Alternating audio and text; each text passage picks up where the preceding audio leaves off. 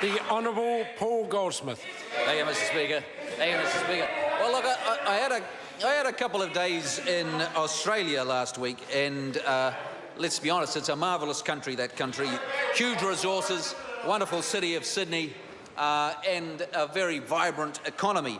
And growing quite well. Actually, its growth figures are broadly similar to ours, although its budget surplus is not so good. But the interesting thing, spending a bit of time in Australia, is that there's definitely some angst in the community and in the business community, uncertainty, and one of the criticisms labelled at the Australian government currently now is that it hasn't been crystal clear about its priorities. What the sense of direction is somewhat lacking. And I don't know whether that's a fair criticism or not. I haven't spent enough time there. But there's no question in comparison as to what the priorities and the sense of direction that's coming from this government is and has been for the past 8 years. And I think that is one of the reasons for this government's success and the country's progress that we've made in the past few years. For the last 8 years, we're now being consistent about what this government has set out to achieve, and the starting point has always been to restore our finances and to have a sustainable budget balance and well-maintained finances. And why is that important? It's important, Mr. Speaker, because if people can stand back and take a judgment on the government's management of itself and say what they're doing is broadly sustainable, then you can have much more confidence to invest. And it's ultimately only investment decisions by individuals and governments to either hire a new person or to buy a new plant or to start a new business. That all relies on confidence, Mr. Speaker.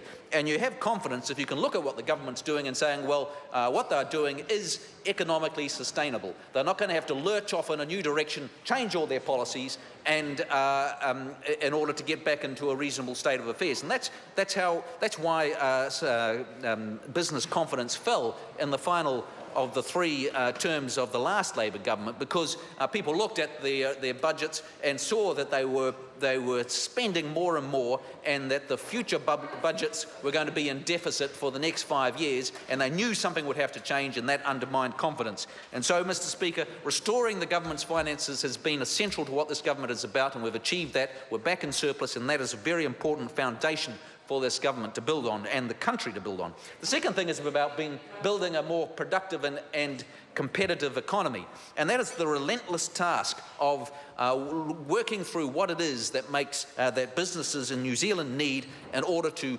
employ more people, create jobs, deliver people higher incomes, and to succeed on the global stage. And Mr. Speaker, we've set out a very clear agenda of what we're trying to do through the business growth agenda in terms of working in other areas such as infrastructure, which is so important in Auckland, where I come from, where we've got a rapidly growing city, prospering, doing well in the Epsom electorate where I am based, where the population is growing, and we are struggling with keeping the city moving in terms of traffic congestion, and that's why investing in infrastructure and roads and rail particularly is so important, and why if you have a strong economy you can do that effectively, and that's what we're doing.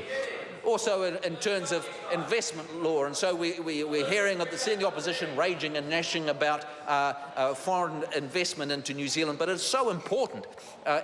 If we are to grow, ultimately we only get jobs, we only get the higher paying jobs as a result of investment from people. And if we limit ourselves purely to the money that we've saved ourselves in terms of domestic investment, well then that's fine, we can grow, but we can only grow so fast.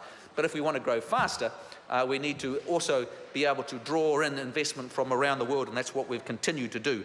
And finally, the other area that the government's been working on is building better public services, because ultimately you can't have a competitive economy if 35% of the economy, which is run by the state, is not done well, is inefficient and ineffective.